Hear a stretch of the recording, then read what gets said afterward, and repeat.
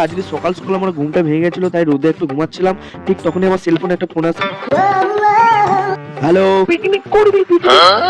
হ্যাঁ পিকনিক আমি করবো না আবার, কিন্তু আমার কাছে পয়সা নেই ভাই, আগে বলে দিচ্ছি তোদেরকে। তো গাইস দেখতে পাচ্ছ অলরেডি আমি পিকনিকে যাওয়ার জন্য আমি রেডি হয়ে গেছি, তাই আমি চলে আসলাম তাড়াতাড়ি রেডি হয়ে, লেট না করে, কারণ যেহেতু আমার কাছে পয়সা নাই। হ্যাঁ বন্ধুরা চলো, এই যে বক্স আমাদের রেডি, আমরা বক্স নিয়ে যাবো। তো চলো বন্ধুরা আমাদের গাড়ি ছেড়ে দিয়েছে, আর আমাকে উঠতে তো কষ্ট করে উঠতে পারছি না ভাই, সরি সরি সরি, উঠতে দিই ভাই। ও বাবরে উঠেছি আমি কোনো রকমে। আমাদের বক্সে গান চলছে অলরেডি।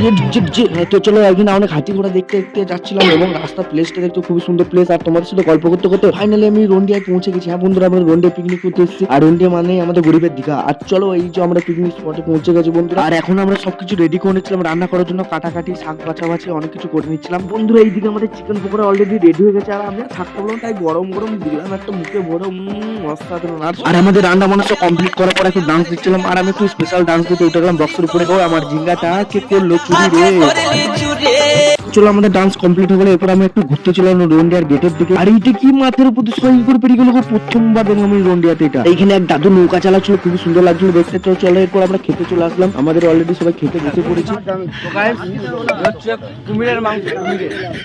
আমি প্রথমবার কুমিরের মাংস খেলাম। আর তো চলো আমরা এখন বাড়ি বেরিয়ে যাবো, দেখতে পাচ্ছ বন্ধুরা। আর আমার এই রন্ডিয়া পিকনিক করে খুবই ভালো লাগলো। তোমরা কে কে রন্ডিয়া পিকনিক করতে এসেছো অবশ্যই জানাবে। চলো টাটা, দেখা হচ্ছে পরের ভিডিওতে।